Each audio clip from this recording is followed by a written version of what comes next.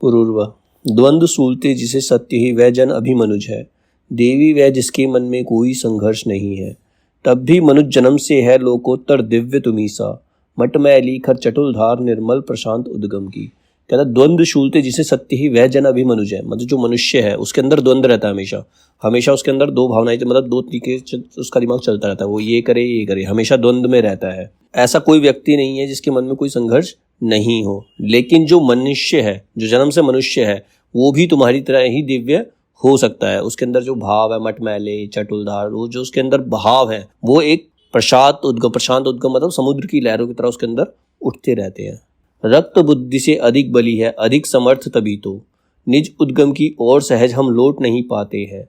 पहुंच नहीं पाते उस अवयव एक पूर्ण सविता तक, खोए हुए अचेत माधवी किरणों के कलरव में। कहता रक्त बुद्धि से अधिक बली है। तुम सही कह रही हो, जो रक्त है, जो मन का ज्वार है, वो बुद्धि से ज्यादा शक्तिशाली होता है और ज्यादा समर्थ होता है। तभी हम अपने उद्गम मतलब अपने टारगेट की तरफ नहीं पहुंच पाते सही से, मतलब जो हमारा टारगेट है उसकी तरफ हम नहीं लौट पाते हैं। हम उस अवयव तक नहीं पहुंच पाते। जैसे एक सविता मतलब एक नदी है, उसका एक किनारा, एक उद्गम स्थल होता है जहां पर वो चली जाती है, हम नहीं पहुंच पाते हैं क्योंकि हमारे मन के अंदर ज्वार उठता रहता है। हम अचेत होकर नई नई किरणों में, पल कलरव में, मतलब हम खो जाते हैं, कहीं ना कहीं खो जाते हैं अपने, यानी कि अपने उद्देश्य से हम भटक जाते हैं। हमें अपना उद्देश्य याद नहीं रहता, हमारी चीज से अट्रैक्ट होते हैं। ये किरणें ये फूल किंतु अंतिम सोपान नहीं है। उठना होगा बहुत दूर ऊपर इनके तारों पर। स्यात ऊर्ध्व उस अंबर तक जिसकी ऊंचाई पर से यह मृतिका विहार दिव्य किरणों का हीन लगेगा। कहते ये किरणें ये फूल हमारा अंतिम उद्देश्य नहीं है। हमें इनसे उठ के ऊपर उठकर तारों तक पहुंचना है, हमें बहुत ऊंचा जाना है, हमें बहुत ऊंचाई तक पहुंचना है। अगर हम वहां तक नहीं पहुंचे तो जो हमारा कर्म है वो पूरा नहीं हो पाएगा। दाह मात्र ही नहीं प्रेम होता है अमृत शिखा भी। नारी जब देखती पुरुष की इच्छा भरे नयन को, नहीं जगाती है केवल उद्वेलन अनिल रुधिर में, मन में किसी कांत कवि को भी जन्म दिया करती है। कहता जो प्रेम जो होता है मात्र देहिक नहीं होता, मात्र फिजिकल प्रेम ही नहीं होता, उसके अंदर जो रस होता है, अमृत होता है, वो भी प्रेम होता है। जो कोई स्त्री होती है वो केवल फिजिकल नीड के लिए नहीं है। स्त्री केवल मनुष्य को आकर्षित ही नहीं करती, वो उसको कभी कभी जो स्त्री है उसे कभी कभी कवि भी बना देती है, मतलब उसे इस दुनिया से परे भी ले जाती है, उसे किसी और का ध्यान नहीं रहता। नर समेट रखता बाहों में स्थूल देह नारी की, शोभा की आभा तरंग से कवि क्रीड़ा करता है। तन्मय हो सुनता मनुष्य जब स्वर कोकिल कंठी का, कवि हो रहता लीन रूप से उज्जवल झंकारों में। मतलब जो मनुष्य होता है, जो साधारण मनुष्य होता है, वो केवल नारी की स्थूल देह मतलब खाली उसकी शरीर को ही अपने आलिंगन में भरकर रह लेता है। लेकिन जो कवि होता है उसके अंदर के मन की भावनाओं को उससे खेलता है, उसको उजागर करता सबके सामने। मनुष्य जो होता है वो एक नारी की सुरीली आवाज सुनकर मनमोहित हो जाता है, उस पर मोहित हो जाता है। लेकिन जो कवि होता है उसके मन में क्या चल रहा है क्या नहीं चल रहा, उन झंकारों से खेलता है, उनको शब्दों में उकेरता है जो कवि होता है। नर चाहता संदेह खींच रख लेना जिसे हृदय में, कवि नारी के उस स्वरूप का अतिक्रमण करता है। नर जिस शरीर को अपने पास रख लेना चाहता है, उसके शरीर को अपने पास रखना चाहता है, किसी और के पास नहीं देना चाहता, वहीं जो कवि होता है उसको शरीर से कोई लेना देना है ही नहीं, उसे फिजिकल लव से कुछ लेना देना नहीं है।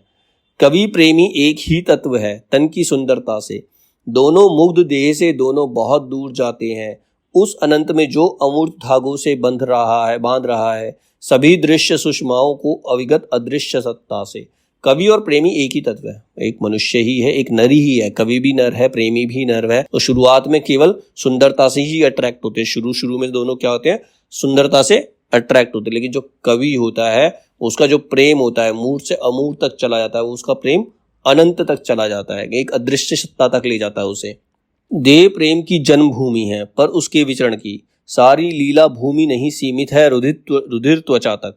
यह सीमा प्रसरित है मन के गहन ग्रह लोकों में, जहां रूप की लिपि अरूप की छवि आंका करती है और पुरुष प्रत्यक्ष विभाषित नारी मुखमंडल में किसी दिव्य अव्यक्त कमल को नमस्कार करता है। ये सही है कि जो प्रेम की जो जन्मभूमि है, प्रेम जो है वो शरीर से ही उत्पन्न होता है, शरीर से ही स्टार्ट होता है, फिजिकल नीड से ही शुरू होता है। लेकिन वो केवल वही प्रेम है, वो केवल स्किन तक, त्वचा तक सीमित नहीं रहता, वो आखिर मन तक पहुंचता है। मन के अंदर तक जाता है, उसकी गहराइयों को समझने का प्रयास करता है। सबसे पहले जो पुरुष होता है वो नारी के मुखमंडल से प्रभावित होता है, फिर बाद में उसके मन में डूब करके उसके अनंत प्रेम रूपी कमल को वो नमस्कार करने का प्रयास करता है। जगता प्रेम प्रथम लोचन में, तब तरंग निभ मन में, प्रथम दीप्ति प्रिया एक देही फिर व्याप्त भुवन में। पहले प्रेम स्पर्श होता है तदंतर चिंतन भी, प्रणय प्रथम मिट्टी कठोर है तब वाव्य गगन भी। मतलब सबसे पहले जो प्रेम है वो आंखों में दिखाई देता है। सबसे पहले प्रेम का जो स्टार्टिंग होती है वो आंखों से होती है, फिर बाद में मन में उत्पन्न होता है। प्रेम सबसे पहले आंखों से उत्पन्न होता है, फिर मन में जाकर उत्पन्न होता है। पहले जो प्रेमिका होती है केवल उसकी फिजिकल काया मतलब उसका शरीर ही दिखाई देता है, उसका सुंदर रूप दिखाई देता है, फिर बाद में वो प्रेमिका तुम्हें पूरे संसार में दिखाई देती है। एक प्रेमी को बाद में अपनी प्रेमिका पहले तो एक देही मतलब एक नारी के रूप में दिखती है, फिर उसे सारे संसार में अपनी प्रेमिका नजर आती है।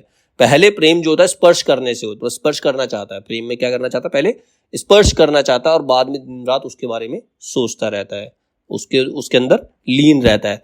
पहले जो प्रेम है वो कठोर मिट्टी है, मतलब एक शारीरिक प्रेम है। उसके बाद उसका जो प्रेम होता है वो गगन में उन्मुक्त घूमता है, उसकी कोई देह नहीं है। ठीक है। मुझ में जिस रहस्य चिंतक को तुमने जगा दिया है, उड़ा चाहता है वह भावुक निर्भर अंबर में। घेर रहा हो तुम्हें चतुर्दिक अपनी स्निग्ध विवाह से, समा रही जिसमें अलक्ष्य आभा उर्मियां तुम्हारी। अब जो तुमने मुझ में जिस रहस्य चिंतक को तुमने मेरे अंदर एक रहस्य जगा दिया, मैं समझ नहीं पा रहा हूँ कि मैं तुम्हारी देह से प्रेम कर रहा हूँ या मैं तुमको ही हर जगह देख रहा हूँ कि तुम ही मेरा जीवन का उद्देश्य बन गई हो। मैं इस अंबर में उन्मुक्त उड़ रहा हूँ और मुझे चारों तरफ तुम ही नजर आ रही हो, चारों दिशाओं में हर जगह मैं सिर्फ तुम्हें ही और तुम्हारी ही आभा मुझे नजर आ रही है हर तरफ। वह अंबर जिसके जीवन का पावस उतर चुका है, चमक रही है धुली हुई जिसमें नीलिमा सदर की। मेरा प्रेम एक ऐसे अंबर की तरह हो गया जिसमें वर्षा ऋतु खत्म हो गई है। पावस मतलब वर्षा ऋतु खत्म हो गई है और शरद ऋतु की यानी कि सर्दी की एक नीलिमा मतलब रात चांदनी, एक शरद ऋतु की चांदनी चमक रही है, शरद ऋतु की रात की चांदनी चमक रही है। इस प्रकार तुम मेरे प्रेम में हो।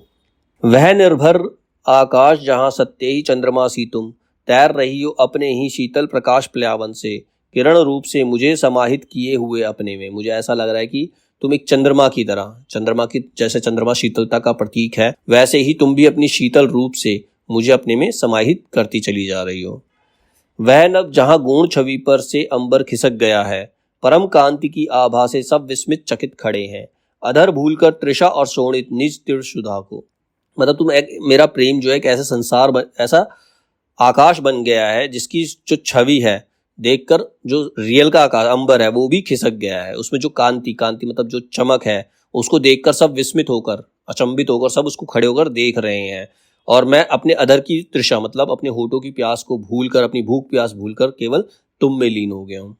वह निर्रब आकाश जहाँ की निर्विकल्प सुषमा में, ना तो पुरुष मैं पुरुष ना तुम नारी केवल नारी हो, दोनों है प्रतिमान किसी एक मूल सत्ता के, देह बुद्धि से परे नहीं जो नर अथवा नारी है। मतलब हम एक ऐसा आकाश बन गए हैं, हमारे अंदर एक ऐसी सुषमा जग गई, मैं पुरुष होकर भी पुरुष नहीं रहा और तुम नारी होकर भी नारी नहीं रही। हम एक मूल सत्ता के प्रतीक बन गए हैं, प्रतिमान बन गए हैं, जहां पर नर नारी का भेद खत्म हो जाता है, देह और बुद्धि का भेद खत्म हो जाता है। हम ऐसी जगह पहुंच चुके हैं। ऊपर जो धृतिमान मनोमय जीवन झलक रहा है, उसे प्राप्त हम कर सकते हैं तन के अतिक्रमण से।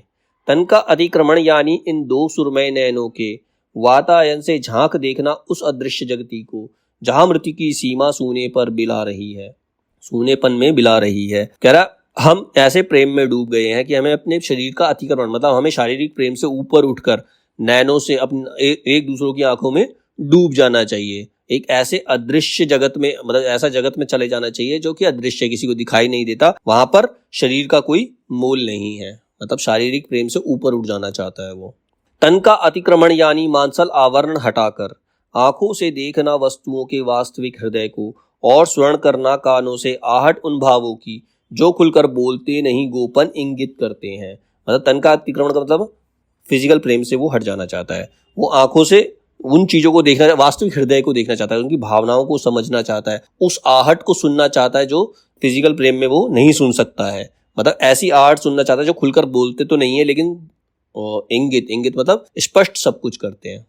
जो कुछ भी हम जान सके हैं यहाँ देह या मन से, वह स्थिर नहीं, सभी अटकल अनुमान सदृश लगता है। अतः किसी भी भांति आप अपनी सीमा लंघित कर अंतरस्थ उस दूर देश में हम सबको जाना है, जहाँ ना उठते प्रश्न ना कोई शंका ही जगती है। मतलब हमें इस फिजिकल प्रेम से ऊपर, देह के प्रेम से ऊपर उठ करके हमें मन के प्रेम को अपनाना चाहिए, जो कि स्थिर नहीं है। उसमें मन कभी भी स्थिर नहीं होता। हमें अपने मन को स्थिर करके ऐसे लोक में चले जाना चाहिए जहां पर कोई प्रश्न ना हो, कोई शंका ना हो। मतलब मोक्ष को प्राप्त कर लेना चाहता है वो। तुम अशेष सुंदर हो, पर हो कोर मात्र ही केवल, उस विराट छवि की जो घन के नीचे अभी दबी है। अतिक्रमण इसलिए कि इन जल्दों का पटल हटाकर देख सकूं मधुकांतिमान सारा सौंदर्य तुम्हारा। तुम बहुत सुंदर हो, लेकिन जो तुम्हारा शारीरिक सुंदरता है केवल एक कोर के समान है। मतलब जैसे रोटी का एक टुकड़ा ही है। मैं तुम्हारे संपूर्ण सौंदर्य को देखना चाहता हूँ। मैं पूरी तरह से तुम्हें देखना चाहता हूँ। जो भी अभी बादलों में छुपा हुआ है, तुम्हारा केवल एक हिस्सा दिखाई दे रहा है। मतलब जो तुम्हारा शारीरिक सौंदर्य है वो तुम्हारे पूरे स्वरूप का एक छोटा सा हिस्सा है। मैं तुम्हें पूरा देखना चाहता हूँ। इस देह के अतिक्रमण को हटाकर मैं तुम्हारा जो मधुकांति रूप है, सौंदर्य है, उस पूरे सौंदर्य को देखना चाहता हूँ, उसको महसूस करना चाहता हूँ। मध्यांतर में देह और आत्मा में जो खाई है, अनुलंघ्य वह नहीं प्रभास के पुल से संयोजित है। अतिक्रमण इसलिए पार कर इस सुवर्ण सेतु को उद्भासित हो सके भूरोत्तर जग की आभा से। मध्यांतर में देह मतलब अभी जो तुम फिजिकली मुझे दिखाई दे रहे हो, तो ये देह और आत्मा के बीच में हम लटके हुए, एक खाई है, बहुत बड़ी खाई है। हम इसको लांघना चाहते हैं, और उसको तभी लांघ सकते हैं जब हम शारीरिक रूप से बाहर आ जाए, शारीरिक प्रेम से ऊपर उठ जाए, तभी हम इसको पार कर सकते हैं। तभी हम उस अलौकिक आभा को देख पाएंगे। सुने अशब्दित वे विचार जिनमें सब ज्ञान भरा है, और चुने गोपन भेदों को जो समाधि कानन में काम धूम्र और कुसुम सदृश नीरव अशब्द झरते हैं। मतलब हमें ऐसे विचार, जो विचार अशब्दित है, जिनको शब्दों में नहीं कहा जा सकता, जिसके अंदर सारा ज्ञान है, हमें वो ज्ञान प्राप्त करना चाहिए। हमें समाधि में, जैसे एक साधु जो होता है जंगल में जाकर एक समाधि में चला जाता है, उसे दुनिया से कोई लेना देना चाहिए। हमें अब एक दूसरे के प्रेम में उसी प्रकार से डूब जाना चाहिए। ठीक है, जो भी ज्ञान है, जो भी अशब्दित विचार है, वो हम उनको समझ लेना चाहते हैं। यह अतिक्रांति वियोग नहीं, आलिंगित नर नारी का देह धर्म से परे अंतर आत्मा तक उठ जाना है। मतलब प्रेम खाली नर नारी का आलिंगन कर लेना प्रेम नहीं होता। देह धर्म जो है वो प्रेम नहीं है। हमें इससे ऊपर उठ करके हमें अपनी अंतर आत्मा को एक करना होगा।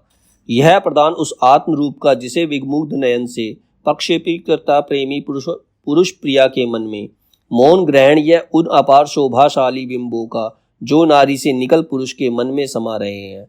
मतलब मैं अपने मन में वो तुम्हारा बिंब स्थापित करना चाहता हूँ जो कोई और नहीं देख सकता। मैं इस प्रकार से तुम्हें अपने मन में स्थापित कर लेना चाहता हूँ। यह अतिक्रांति वियोग नहीं, शोणित के तप्त ज्वलन का परिवर्तन है स्निग्ध शांत दीपक की सौम्य शिखा में। निंदा नहीं प्रशस्ति प्रेम की, छलना नहीं समर्पण, त्याग नहीं संचय, उपत्यकाओं के कुसुम दुम्रों को ले जाना है यह समूल नरपति के तुंग शिखर पर, वहां जहां कैलाश प्रांत में शिव प्रत्येक पुरुष है और शक्तिदायिनी शिवा प्रत्येक प्रेरणी नारी है। कहता है यह अतिक्रांति नहीं है, मतलब मैं तुम्हारे शरीर का अतिक्रमण करके तुम्हें छोड़ना नहीं चाहता। ये मेरे शोणित तप्त का जो मेरे अंदर जो ज्वार है उसको शांत करना चाहता हूँ, उसे एक शांत दीपक की तरह रखना चाहता हूँ। मैं तुम्हारी निंदा नहीं कर रहा, ये तुम्हारे प्रेम की प्रशस्ति है। मैं तुम्हें छल नहीं रहा, ये समर्पण है। मैं अपने आप को तुम्हें समर्पित कर देना चाहता हूँ। मैं ऐसा प्रेम नहीं चाहता जिसमें कोई त्याग किया जाए। ठीक है, मैं ऐसा चाहता हूँ कि हम एक दूसरे के अंदर डूब जाएं। मैं नरपति मतलब मैं समूल नरपति के तुंग शिखर, मैं तो अपने आप को पूरी तरह से तुम्हें समर्पित करना चाहता हूँ और वहां चले जाना चाहता हूँ। ऐसे कैलाश प्रांत में हम चले जाना चाहते हैं जहां पर प्रत्येक मनुष्य शिव का रूप है और प्रत्येक नारी जो है वो शक्तिदायिनी माता शक्ति का रूप है, मतलब पार्वती का रूप है। पर कैसा दुस्साध्य पद, कितना उड्डयन कठिन है। पहले तो मधुसिक्त भ्रमर के पंख नहीं खुलते हैं और खुले भी तो उड़ान आदि ही रह जाती है, नीचे उसे खींच लेता है आकर्षण मधुवन का। लेकिन ये जो पंथ है, ये जो रास्ता है, बहुत ही दुस्साध्य है। जो मैं सोच रहा हूँ ऐसा करना बड़ा मुश्किल है। एक भंवरा जो होता है, पहली तो बात, उसे उड़ने के लिए पंख ही नहीं खुल पाते, लेकिन जब उसके पंख खुल भी जाते हैं तो वो बहुत दूर तक नहीं उड़ पाता। जो मधुवन मतलब जो फूलों का रस है उसे वापस अपनी तरफ खींच ही लेता है। तो जो भंवरा है वो ज्यादा ऊपर तक नहीं जा पाता। देह प्रेम की जन्मभूमि है इस शैशव स्थली की, माता रखती रोक उसे अति दूर देश जाने से। बाधक है यह प्रेम आप ही अपनी ऊर्ध्व प्रगति। कहते हैं जो देह प्रेम है ये जन्मभूमि है, ये एक उस बच्चे के समान है जो माता जो होती है अपने बच्चे को कहीं दूर जाने नहीं देना चाहती, वैसे ही ये प्रेम भी है जो कहीं दूर जाने नहीं दे रहा। ये प्रेम जो है हमारी प्रगति के मार्ग में एक रुकावट है। व्यक्ति जो है इस प्रेम के कारण प्रगति भी नहीं कर पाता, अपने आप को इस जगत से ऊपर नहीं उठा पाता। ये सारी बातें पुरूरवा कहता है। पुरूरवा की सारी बातें सुनकर अब उर्वशी कहती है, अतिक्रमण सुख की तरंग तन के उद्वेलित मधु का, तुम तो जगा रहे हो मुझ में फिर से उसी शीत महिमा को, जिसे टांग कर परी जात दुम्र की अकंप टहनी में, मैं चपल लोष्ण मानवी सी भू पर जीने आई हूँ। कहता अतिक्रमण सुख की तरंग, मतलब तुम इस शारीरिक प्रेम का अतिक्रमण करना चाहते हो, शारीरिक प्रेम को तुम गलत बता रहे हो। जिस प्रेम के लिए मुझे वही स्वर्ग का प्रेम सिखा रहे हो, जो स्वर्ग में प्रेम कर होता है वही प्रेम तुम मुझे सिखा रहे हो, जिसके लिए मैं यहाँ सब कुछ छोड़ छाड़ कर पृथ्वी पर आई थी। जिस प्रेम के लिए मैं इस पृथ्वी पर आई थी, तुम वही प्रेम मुझसे छीनना चाहते हो, वही प्रेम तुम मुझे नहीं देना चाहते हो। पर मैं बाधक नहीं, जहां भी रहो भूमि या नभ में, वक्ष स्थल पर इसी भांति मेरा कपोल रहने दो, कसे रहो बस इसी भांति उर्पीड़क आलिंगन में, और जलाते रहो अधुर पुट को कठोर चुंबन से। कहते मैं तुम्हारी प्रगति के रास्ते में बाधक नहीं बनना चाहती, तुम चाहे धरती पर रहो चाहे आकाश में रहो, लेकिन मुझे अपने वक्ष तल पर, मतलब मुझे अपने सीने पर, मेरे सिर, अपने सीने से मेरे सिर को मत हटाओ, मुझे इसी भांति अपने आलिंगन में भरे रहो और अपने चुंबन से मुझे जलाते रहो। मैं यही प्रेम पाना चाहती हूँ। किंतु आह यो नहीं तनिक तो शिथिल करो भावों को, निष्पेषित मत करो यद्यपि इस मधुर निष्पेषण में भी, मर्मांतक है शांति और आनंद एक दारुण है। कहता है लेकिन तुम अपनी बाहों को शिथिल तो करो, मतलब स्थिल मतलब लूज कर दो, ठीक है, ढीला कर दो। निष्पेषित मत करो, तुम उसको थोड़ा ढीला कर दो लेकिन उसको छोड़ो मत। मैं इससे दूर नहीं जानना चाहती, मतलब शांति तो मरने के बाद भी प्राप्त हो जाती है, लेकिन आनंद का एक क्षण पाना बड़े दुख से प्राप्त होता है। आनंद का एक क्षण जो होता है बहुत ही दुख से प्राप्त होता है। तुम पर्वत में लता, तुम्ही बलवत्तर भावों में, विवल रस अकुलित शाम में मैं मूर्छित हो जाऊंगी। कहते तुम पर्वत हो, मैं उस पूरे पर्वत की बाहों में एक छोटी सी लता के समान हूं। मैं तुम्हारी बाहों के अंदर मूर्छित हो जाना, मतलब बेहोश हो जाना चाहती, मैं तुम्हारी बाहों से बाहर नहीं जाना चाहती। ना यो नहीं, अरे देखो तो उधर बड़ा कौतुक है, नरपति के अतुंग समुज्वल हिमभूषित श्रृंगों पर कौन नई उज्ज्वलता की तुलसी फेर रहा है। मतलब ये कैसा कौतुक है, ये कैसा एक्साइटमेंट है तुम्हारे अंदर। एक तरफ से तुम मुझे प्रेम करते हो और एक तरफ तुम देवता बन जाना चाहते हो, सब कुछ छोड़ छाड़ के चले जाना चाहते हो।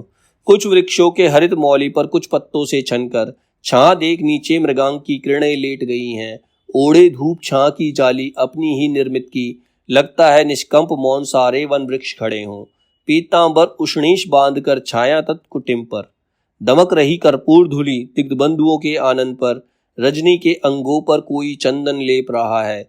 यह आदित्य का दिन में तो कुछ इतनी बड़ी नहीं थी, अब क्या हुआ कि यह अनंत सागर समान लगती है।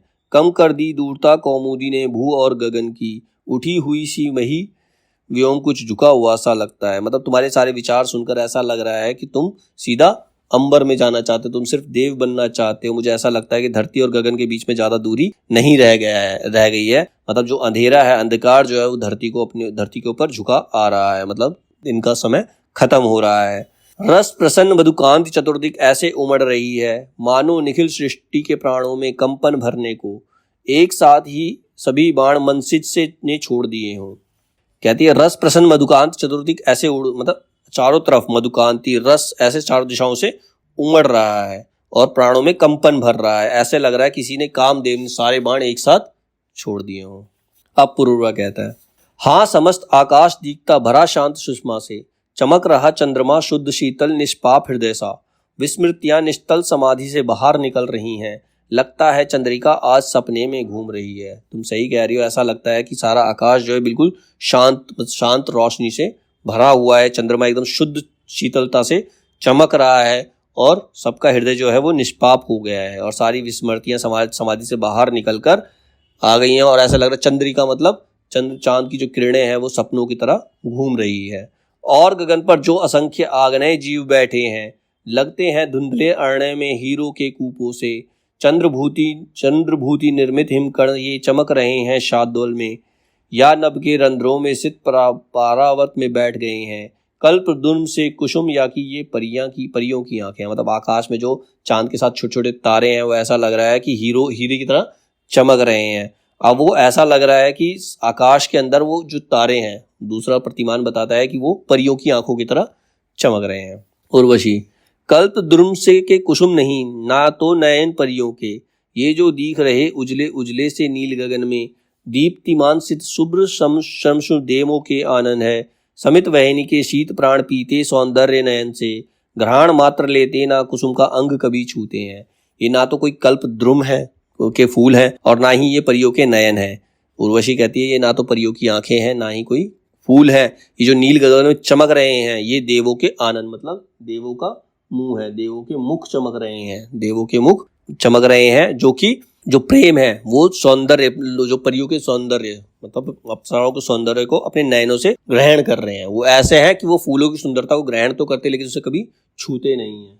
पर देखो तो दिखा दिखा दर्पण शशांक यह कैसे, सबके मन का भेद गुप्त चरसा पड़ता जाता है, भेद शैल धूम्र का निकुंज में छिपी निर्झरी का भी, और सभी कैसे प्रशांत अभ्यंतर खोल रहे हैं, मानो चंद्र रूपधर प्राणों का पाहुन आया हो, ऐसी क्या मोहिनी चंद्रमा के कर में होती है।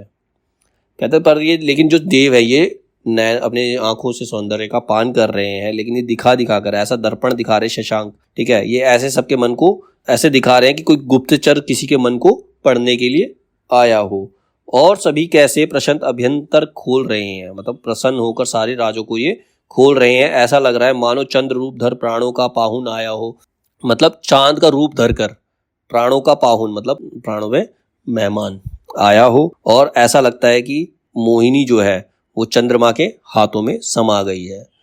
पुरुरवा, ऋक्ष कल्प झिलमिल भावों का, चंद्रलिंग स्वप्नों का, दिवस शत्रु एकांत यामिनी धात्री है माता है, आती जब सरवरी पहुंचती नहीं विश्व के सिर से, केवल तपन चिन्ह केवल लांछन सफेद किरणों के, श्रमहारी निर्मोग शांति में अपने तिमिरांचल में, कोलाहल कर्कश निनाद को भी समेट लेती है।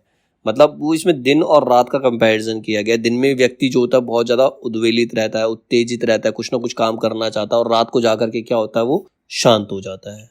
अंधेरे में जाकर जैसी ही रात होती है सब कुछ शांत हो जाता है, वो एकाग्रचित्त हो जाता है।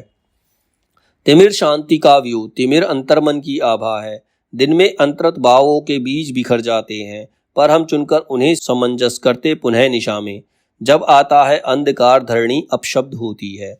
मतलब जो तिमिर तिमिर मतलब अंधेरा जो है एक शांति का व्यू है, हमारे अंतर्मन की आभा है। हमारे दिन में क्या होता है, हमारे अंतरस्थ के सारे जो भाव है बीजों की तरह बिखर जाते हैं, हम उनको पूरे दिन समेटते रहते हैं, चुनते रहते हैं। जब रात होती है तो हम उनको रखकर एक जगह पर रखकर सो जाते हैं। धरणी में जो भी होती है कोई उसमें कोई भी शब्द नहीं रह जाते मन में। जो सपने दिन के प्रकाश में धूमिल हो जाते हैं या अदृश्य अपने सौदर संकोचशील अड़ुओं से, वही रात आने पर कैसे हमें घेर लेते हैं, ज्योतिर्मय ज्वाजल्य में आलोक शिखाएं बनकर। अब हम जो रात को सपने देखते हैं, कई बार रात को सपने देखते हैं तो दिन में वो धूमिल हो जाते हैं, दिन में उन सपनों का ध्यान नहीं रहता। वैसे ही जब दोबारा रात आती है तो वो सपने हमें फिर से घेर लेते हैं, क्योंकि हमारे पास कोई और काम होता नहीं, जब चारों तरफ शांति हो जाती है तो हमारे मन के जो भाव होते हैं वो हमें फिर से घेर लेते हैं। निशा योग जागृति का क्षण है और उद्रग प्रणय की। एकाएक समाधि काल में इसी गरुड़ के नीचे भूमा के रसपतिक समय का अतिक्रमण करते हैं योगी बंधे अपार योग में प्रणयी आलिंगन में। निशा योग जागृति का क्षण है। ये निशा रात जो है हमारे अंदर योग को जगाने का क्षण होता है, हमारे अंदर प्रणय प्रेम को जगाने का समय होता है। हम एकाग्रचित्त होकर अपने अंदर के भाव को जगा सकते हैं। भूमा के रसपतिक समय का अतिक्रमण करते हैं। भूमा के जो रसपतिक होते हैं, रसपतिक मतलब जो प्रेमी हैं, वो समय को अतिक्रमण समय का ध्यान नहीं रखते हैं। जो योगी होते हैं वो उसमें बंद कर एक प्रेम आलिंगन में बन जाता है। मतलब जो योगी होता है अपने प्रभु के प्रेम में उसके आलिंगन में हमेशा समाया रहता है, उसे कुछ और ध्यान ही नहीं रहता। समतामयी उदार सीतांचल जब फैलाती है, जाते भूल निरपति मुक्तों को वंदी निज कड़ियों को, जग भर की चेतना एक होकर अशब्द बहती है किसी अनिर्वचनीय सुखद माया के महाआवरण में। समतामयी उदार सीतांचल जब फैलाती है, मतलब जब प्रेम जो होता है मन के अंदर, सीतांचल मतलब प्रेम जब मन के अंदर उठता है, मन का प्रेम का ज्वार जब उठता है, तो जो निरपति होते हैं, जो निरपति मतलब राजाओं के मुकुट भी धरे के धरे रह जाते हैं, उनकी कड़ियां भी धरी रह जाती है, तो एक वो जग भर की चेतना से एक होकर प्रेम जो होता है शब्द बनकर उनके मन में बहता रहता है और एक माया का महाआवरण उसके बुद्धि पर पड़ जाता है, पर्दा पड़ जाता है। सम्रागी विभ्राट कभी जाते इसको देखा है, समारोह प्रांगण में पहने हुए दुकुल तिमिर का, नक्षत्रों से खचित कुल कलिकिलित छालरे विभा की, गूते हुए चिकिर में सुरभित दाम श्वेत फूलों के। और सुना है वह अस्फुट मरमय कौशय वसन का, जो उठता मणिमय अलिंद व नभ के प्राचीरों पर, मुक्ता भर लंबित दुकुल के मंद मंद घर्षण में, रागी जब गर्वित गति से ज्योतिर्विहार करती है। निशा शांति का क्रोड़, किंतु यह सुरभित स्फटिक भवन में तब भी कोई गीत ज्योति से मिला हुआ चलता है। यह क्या है? कौमुदी या की तारे गुनगुन गाते हैं। दृश्य स्वर बनकर यह श्रुतियों में समा रहा है। बसती है रागनी सुप्त सुंदरता की सांसों की, या अपूर्व कविता चिर विस्मृत किसी पुरातन कवि की। गूंज रही निस्तब्ध निशा में निकल काल ग्रहवर से, यह अगाध सुषमा अनंतता की प्रशांत धारा में, लगता है निश्चेत कहीं हम भले बहे चले जाते हैं। तो सारी प्रेम की जो भावनाएं हैं इसी बारे में बात कर रहा है जो पूर्वा है, उन्हीं चीज़ों की बात कर रहा है। जब व्यक्ति किसी के आकर्षण में आता है, किसी से आकर्षित होता है, तो सारी सुंदरता उसकी सांसों में समा जाती है। ऐसा लगता है किसी चिर विस्मृत कवि की कविता याद आ गई हो, एक कविता के रूप के अंदर उसके अंदर बहती है, प्रशांत धारा की रूप में उसके अंदर बहती है। वो उसमें निश्चेत होकर उसी धारा में बहे आगे चले जाते हैं, कुछ उस मनुष्य को कुछ और ध्यान नहीं रहता। उर्वशी। अतल अनादि अनंत पूर्ण बृहत अपार अंबर में, सीमा खींचे कहाँ, निमिष पल दिवस मास संवत्सर, महाकाश में टगे काल के लगतक से लगते हैं। प्रिय उस पत्रक को समेट लो जिसमें समय सनातन, क्षण मुहूर्त संवत शताब्दी की बूंदों में अंकित है। बहने दो निश्चेत शांति की इस अकुल धारा में, देश काल से परे छूटकर अपने भी हाथों से, किसी समाधि का शिखर चेतना जिस पर ठहर गई है, उड़ता हुआ विशिक अंबर में स्थिर समान लगता है। वो कहता है जो प्रेम की धारा बह रही है, जब पूर्वा कहता है कि व्यक्ति जो है प्रेम की धारा में बहता चला जाता है, तो उर्वशी उसे समझाती है कि इसको तुम इसमें बहते चले जाओ, उसको मत रोको, इस शांति में कुछ और मत सोचो। एक भाग्यशाली व्यक्ति होता है जिसके मन में ये ज्वार उठता है, जिसको ये प्राप्त होता है। पूर्वा। रुको समय सरिते पल अनुपल, काल शकल घटिकाओं, इस प्रकार आतुर उड़ान भर कहाँ तुम्हें जाना है। कहीं समापन नहीं ऊर्ध्वगामी जीवन की गति का, काल पयोनिधि का त्रिकाल में कोई कूल नहीं है। कहीं कुंडली मार बैठ जाओ नक्षत्र निलय में, मत ले जाओ खींच निशा को आज सूर्य वेदी पर। तो अब पूर्वा जो है समय से कह रहा है, समय से, सरिता मतलब नदी से, पल से, काल से, सबसे कह रहा है कि तुम उड़कर कहाँ जा रहे हो, तुम रुक जाओ, तुम्हें इतनी जल्दी उड़कर कहाँ जाना है। मतलब ये तुम्हारा कोई और ठिकाना नहीं है, कहीं और शांति प्राप्त नहीं होगी, इसीलिए कुंडली मारकर यहीं बैठ जाओ और तुम सूर्य वेदी पर। मतलब वो चाहता है कि रात खत्म ना हो, रात का समय खत्म ना हो और सुबह का सूर्य ना निकले। रुको पान करने दो शीतलता सतपत्र कमल की, एक सघन क्षण में समेटने दो विस्तार समय का, एक पुष्प में भर त्रिकाल की सुरभि सूंघ लेने दो। कहता थोड़ी देर रुक जाओ, मुझे शीतलता का पान करने दो, मुझे शीतलता का आनंद अभी ले लेने दो और इन क्षणों को मेरे को समेट लेने दो। ठीक है। मिटा कौन जो बीत गया पीछे की ओर खड़ा है, जन्मा अब तक नहीं अभी वह घन के अंधियाले में, बैठा है सामने छन पर सब कुछ देख रहा है। कौन मिटा है? कोई नहीं मिटा। जो बीत गया वो अभी, जो बीता हुआ क्षण है वो भी पीछे खड़ा हुआ है, अभी तक नया क्षण ने जन्म नहीं लिया है, वह अभी बादलों के अंधकार में अभी छुपा बैठा है, अभी वो सामने नहीं आया है। और जो बीता हुआ क्षण है वो भी पीछे सब कुछ देख रहा है। जिस प्रकार नगराज जनता व्यथा विद्निस के उर की, उस हिमालय की गाथा है विविध महासागर को, वर्तमान त्यों ही अपने ग्रह में जो कुछ करता है, भूत और भविष्य उभय उस रचना के साखी है।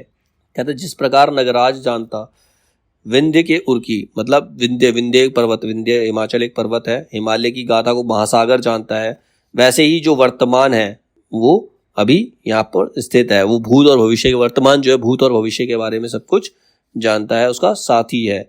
सिंधु विंध्य हिमवान खड़े हैं दिगायाम में जैसे, एक साथ त्यों काल देवता के महान प्रांगण में। सिंधु महासागर अपनी जगह से नहीं हिलता, विंध्य पर्वत अपनी जगह से नहीं हिलता, हिमवान मतलब हिमालय पर्वत भी अपनी जगह से नहीं हिलता, वो हमेशा वहीं पर खड़े हुए हैं काल देवता के सामने अपने प्रांगण में, वो एक जगह पर स्थिर है।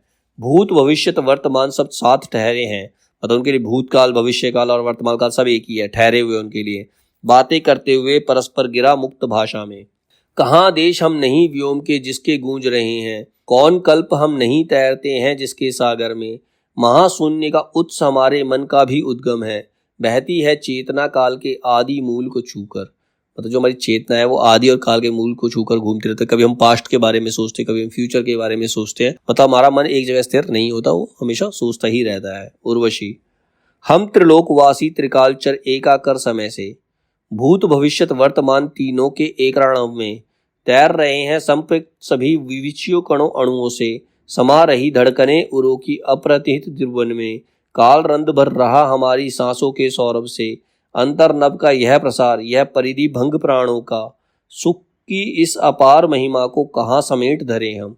अतः हमें ये सुख है। उर्वशी कहती है हाँ, हम स्वर्ग के वासी हैं, त्रिलोक वासी हैं, त्रिकाल चर है, मतलब कहीं पर भी जा सकते हैं। त्रिकाल मतलब भूत भविष्य और वर्तमान, कहीं पर भी हम घूम सकते हैं, सारे सुख हमें प्राप्त है। लेकिन हम इस अपनी महिमा को, इस सुख की महिमा को समेट कर नहीं रख सकते, तो इससे भी हमें पूर्ण तरह से शांति प्राप्त नहीं होती, इतना कुछ होने के बाद भी। पुरुर्वा, महाशून्य के अंतर्ग्रह में उस अद्वैत भवन में जहां पहुंच दिक्काल एक है, कोई भेद नहीं है। इस निर्रब नीलांतरिक्ष की निर्झर मंजुषा में सर्ग प्लय में पुरावृत से समग्र संचित है। दूरागत इस सतत संचरणमय समीर के कर में कथा आदि की जिसे अंत की श्रुति तक ले जाना है। इस प्रदीप्त निश के अंचल में जो अप्रलय निरंतर इसी भांति सुनती जाएगी कूजन गुण प्रणय का, उस अदृश्य के पद पर जिसकी दयासिक्त मृदुत स्मृति में हम दोनों घूमते और क्रीड़ा विहार करते हैं। तो कहता है ये सही है, हम इसी वातावरण में, इसी रात की चांदनी में एक दूसरे के साथ घूमेंगे, एक दूसरे के साथ रहेंगे। जिसकी इच्छा का प्रसार भूतल पाताल गगन है, दौड़ रहे नभ में अनंत कंदुक जिसकी लीला के, अगणित सविता सोम अपरिमित ग्रह उड़ु मंडल बनकर, नारी बन जो स्वयं पुरुष को उद्वेलित करता है, और वेदता पुरुष कांति बन हृदय पुष्प नारी का। कहते जिसकी इच्छा का प्रसार भूतल पाताल गगन है, मतलब जिसकी इच्छा से ये भूतल पाताल और गगन जिसकी इच्छा से है, और ये जो जितने भी ग्रह नक्षत्र वगैरह जो आकाश में घूम रहे हैं जिसकी इच्छा से, जो खुद नारी बनकर पुरुष को उद्वेलित करता है। जब समुद्र मंथन हुआ था, जब अमृत का कलश निकला था, उस समय पर जब राक्षस कलश को लेकर भागे थे तो विष्णु जी ने मोहिनी का रूप धरकर उनको आकर्षित किया था, उनसे अमृत का कलश वापस लिया था। मतलब कभी तो वो नारी बनकर पुरुष को उद्वेलित करता है और कभी पुरुष की कांति बनकर हृदय की, नारी के हृदय का पुष्प बन जाता है। तो परमात्मा के बारे में, विष्णु के बारे में बात करते हैं। निधि में जल वन में हरितिमा जिसका घनावरण है, रक्त मांस विग्रह भंगुर यह उसी विवाह के पट है। प्रणय श्रृंग की निश्चेतना में अधीर बाहों के आलिंगन में देह नहीं सलत यही विवाह बनती है। और चूमते हम अचेत को जब असंज्ञ अधरों को, वह चुंबन अदृश्य के चरणों पर भी चढ़ जाता है। देह मृत्यु देहिक प्रकाश की किरणें मृत्यु नहीं है, अधर नष्ट होते बिटती झनकार नहीं चुंबन की। यह अरूप आभा तरंग अर्पित उसके चरणों पर, निराकार जो जाग रहा है सारे आकारों में। अब वो कहता है जो शारीरिक प्रेम है, जो हमारे अंदर जो ज्वार है, ये कभी खत्म नहीं होता, ये हमेशा एक दूसरे की तरफ आकर्षित होता रहता है। जो चुंबन करने वाले होठ हैं वो समाप्त हो जाते हैं, वो खत्म हो जाते हैं, लेकिन चुंबन की जो प्यास है वो कभी खत्म नहीं होती। ठीक है, तो हमें उस निराकार के अंदर समाहित हो जाना चाहिए, मतलब हमें अपने आप को प्रभु के अंदर लीन कर देना चाहिए। उर्वशी, रोम रोम में वृक्ष तरंगित फैनिल हरियाली पर चढ़ी हुई आकाश और मैं कहाँ उड़ी जाती हूँ। अब वो कहती है रोम रोम में वृक्ष, मेरे अंदर तरंग फैल रही है, वृक्ष जैसे वृक्ष के ऊपर हरियाली आती है, मेरे रोम रोम में भी तरंग उठ रही है। मुझे नहीं समझ आ रहा मैं आकाश की ओर कहाँ उड़कर जा रही हूँ, मैं किस तरफ उड़कर जा रही हूँ। पुरुर्वा, देह डूबने चली अतल मन के अकुल सागर में, किरणें फेंक अरूप रूप को ऊपर खींच रहा है। जो देह है, तुम्हारा शरीर जो है, वो शारीरिक प्रेम के अकुल सागर में डूब जाना चाहता है, लेकिन जो किरणें हैं, जो ज्ञान की किरणें हैं, वो हमारे शरीर को वापस ऊपर की तरफ खींचती, उसको डूबने नहीं देती। उर्वशी, करते नहीं स्पर्श क्यों पगतल मृत्यु और प्रस्तर का, सघन उष्ण वह वायु कहाँ है, हम इस समय कहाँ हैं। तुम मुझे स्पर्श क्यों नहीं करते हो, वह उष्ण वायु, वह समय कहाँ है जब तुम मुझे पाना चाहते थे। पूर्वा, छूट गई धरती नीचे आभा की झंकारों पर, चढ़े हुए हम देह छोड़कर मन में पहुंच रहे हैं। कहता जो देहिक प्रेम था, जो शारीरिक प्रेम था, वो तो धरती पर पीछे छूट गया है। वहाँ की झंकार, जो प्रेम की झंकार है, वो धरती पर कहीं छूट गई है। हम तो ऊपर उड़कर मन तक, देह को छोड़कर मन के आकाश में उड़ रहे हैं। अब हमारा मन एक हो गया है। उर्वशी, फूलों सा संपूर्ण भुवन सिर पर इस तरह उठाए, यह पर्वत का श्रृंग मुदित हमको क्यों हेर रहा है। मतलब ये हम पर्वत की तरह ऊपर की तरफ क्यों चले जा रहे हैं। पुरुर्वा, अयुत युगों से यह प्रसून यूं ही खिलते आए हैं, नित्य जो होते पंथ हमारे इसी महान मिलन का, तब भी तन की परिधि पार कर मन के उच्च निलय में नर नारी मिलते समाधि सुख के निश्चेत शिखर पर, तब प्रहर्ष की अति से यूं ही प्रकृति कांप उठती है और फूल यूं ही प्रसन्न होकर हंसने लगते हैं। मतलब युगों से जो प्रसूत, मतलब जो पुष्प हैं युगों से प्रेमी और प्रेमिका का स्वागत करते आए हैं, उनके प्रेम में ये हमेशा खिलते ही आए हैं। जब प्रेमी प्रेमिका का मिलन होता है तो पुष्प खिलते हैं, चारों तरफ सुख होता है। लेकिन जब हम शरीर की परिधि को पार कर कर मन के प्रेम तक पहुंच जाते तो हमें समाधि का सुख प्राप्त होता है, और जो फूल है वो तो हमेशा की तरह हंसते ही रहते हैं। उर्वशी, जला रहा अर्थ सत्य का सपनों की ज्वाला में, निराकार में आकारों की पृथ्वी डूब रही है। यह कैसी माधुरी, कौन स्वर लय में गूंज रहा है, त्वचा जाल पर रत शिराओं में अकुल अंतर में। यह उर्मियां अशब्द नाद, उफरी बेबस गिरा की, दोगे कोई शब्द कहूँ क्या कहकर इस महिमा को। कहते मेरा जो शरीर है प्रेम के लिए जल रहा है, प्रेम की ज्वाला में जल रहा है। ये जो पृथ्वी है निराकार होने जा रही है, मतलब तुम मनुष्य नहीं रह गए हो, तुम्हारे अंदर की जो रक्त की शिराएं हैं वो उबाल नहीं खा रही है। ये कैसी उर्मियाँ, कैसी बेबसी है, मुझे कोई शब्द दो कि मैं इसकी महिमा का बखान कर पाऊँ, तुम्हें बता पाऊँ, समझा पाऊँ। पुरुरवा, शब्द नहीं है यह गूंगे स्वाद अगोचर सुख हैं, प्रणय प्रज्वलित उर्मे जिनकी झंकृतियाँ उठती हैं, कहकर भी उनको कह पाते कहाँ सिद्ध प्रेमी भी। भाषा रूपाश्रित अरूप है यह तरंग प्राणों की।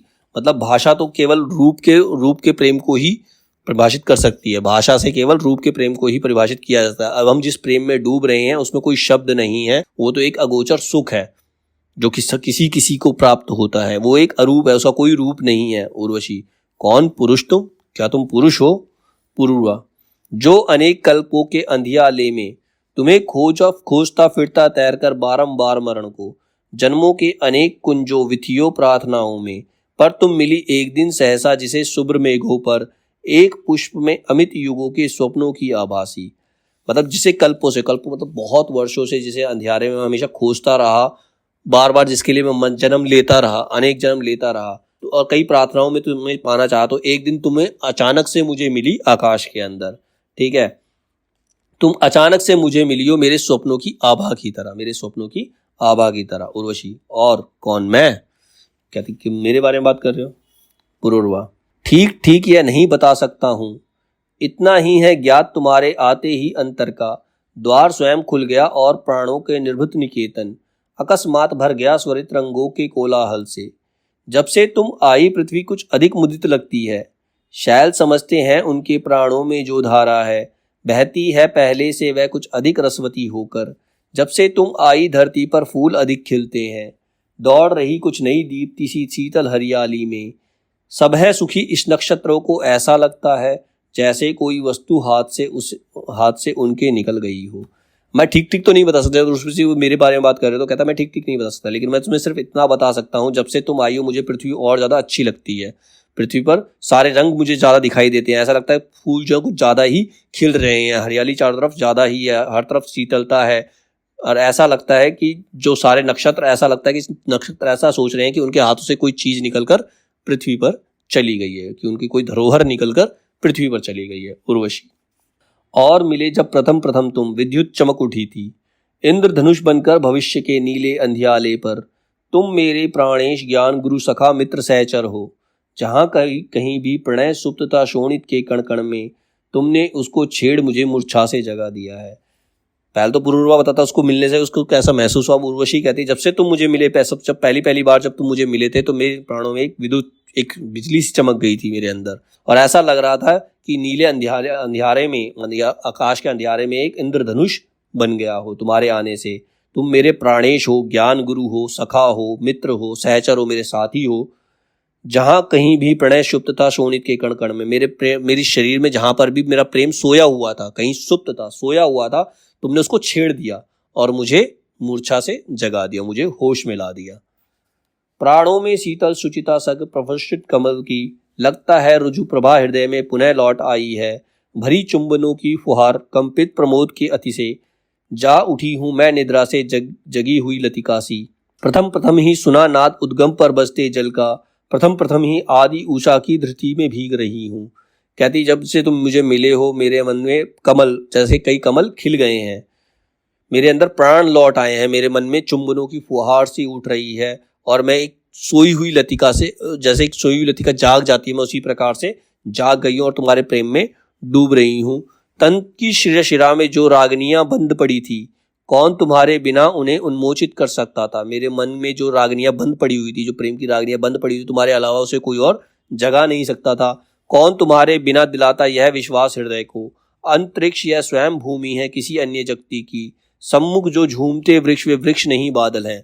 मतलब मुझे ये कौन एहसास दिलाता कि जो मेरे चारों तरफ ये वृक्ष झूम रहे हैं वो वृक्ष नहीं है, आकाश के बादल हैं। यह ज्योतिर्मय रूप प्रकृति ने किसी कनक पर्वत से, काट पुरुष प्रतिमा विराट निजमन के आकारों की, महाप्राण से भरकर उसको फिर भू पर गिरा दिया है। स्याद स्वर्ग की सुंदरियों परियों को ललचाने को, स्याद दिखाने को धरती जब महावीर बजनती है, असुरों से वह बलि शुरू से भी मनोज्ञ होता है। मतलब एक ज्योतिर्मय रूप, आप अपने बारे में कह रही कि इस ज्योतिर्मय रूप को तुम्हें भगवान ने एक गिफ्ट के रूप में दिया है, तुम्हें तुम्हारे लिए भेजा है पृथ्वी पर, जो सभी परियों को भी ललचा रही है। और ये सबको ये दिखाना चाहती है कि जब कोई अप्सरा किसी महावीर को जन्म देती है तो वो जो महावीर जो होता है वो असुरों से अधिक तेजवान होता है और शुरू से भी, मतलब देवताओं से भी अधिक शक्तिशाली होता है। उफ्री यह माधुरी, यह अधर विकच फूलों से, यह नवीन पाटल के दल आनंद पर जब फिरते हैं, रोम कूप जाने भर जाते किन पीयूष कणों से, और सिमटते ही कठोर बाहों के अंग आलिंगन में। चटुल एक पर एक उष्ण उर्मियां तुम्हारे तन की, मुझ में कर संक्रमण प्राण उन्मुक्त बना देती हैं। कुसुमायित पर्वत समान तब लगी तुम्हारे तन से, मैं पुलकित व्यवल प्रसन्न मूर्छित होने लगती हूँ। कितना है आनंद फेंक देने में स्वयं स्वयं को, पर्वत की आसुरी शक्ति के आकुल आलोड़न में। मतलब वो कहती है कि मैं जब तुम्हारे पास आती हूँ, तुम्हारे आलिंगन में आती हूँ, तो मुझे बहुत अच्छा प्रतीत होता है, बहुत ज़्यादा अच्छा लगता है। मेरे प्राणों में एक अजीब सा सुकून आता है। मैं तुम्हारी बाहों के अंदर प्रसन्नता से मूर्छित हो जाना चाहती हूँ। ऐसा लगता है कि आनंद ने मुझे खुद को तुम्हारे अंदर फेंक दिया है। पुरुरवा, हाय तृषा फिर वही तरंगों में गाहन करने की, वही लोभ चेतना सिंधु के अपर पार जाने का। झप मार तन की प्रतप्त उफनाती हुई लहर में, ठहर सकेगा कभी नहीं क्या प्रणय शून्य अंबर पर। विविध सुरों में छेड़ तुम्हारी तंत्री के तारों को, बिठा बिठा कर विविध भांति के रंग में रेखाओं में। कभी उष्ण उर्कंप कभी मानस के शीत मुकुर में, बहुत पड़ा मैंने अनेक लोकों में तुम्हें जगाकर, पर इन सब में खुली पूर्ण तुम, या जो देख रहा हूँ माया विनी वह बंद मुकुल है, महासिंधु का तट है। कहाँ उच्च वह शिखर काल जिस पर मैं अभी वह विलय था, और कहाँ यह तृषा ग्राम में नीचे आकर बहने की, पर्वत की आसुरी शक्ति के आकुल आलोड़न में। भ्रांत स्वयं यह जानबूझकर मुझको भरवा रही हो। अब वो उर्वशी के मैंने तुम्हें इतना समझाया, अभी हम एकदम प्रेम के ऊपर चले गए थे, मन के प्रेम में चले गए, शारीरिक प्रेम से दूर होकर मन के प्रेम में चले गए। तुम दोबारा मुझे उसी शारीरिक प्रेम की धरती पर खींच कर ले आई हो। तुम मुझे भरमा रही हो, या तुम्हारे अंदर ये कैसा ज्वार उठ रहा है।